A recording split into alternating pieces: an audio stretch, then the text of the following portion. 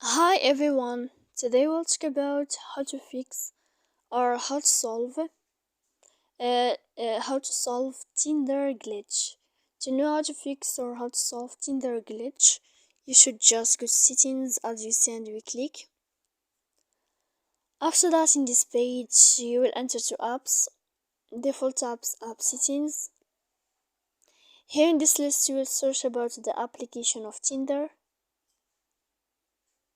When you'll find this list of app info, you will enter to first stop and you will click OK. Here you will go to click storage. After that we click clear cache. And in the end of all these steps you can go to Play Store. You will search about Tinder. If you will find uninstall, you can uninstall app and then you can install application again. So please don't forget to support us, bell, like and subscribe.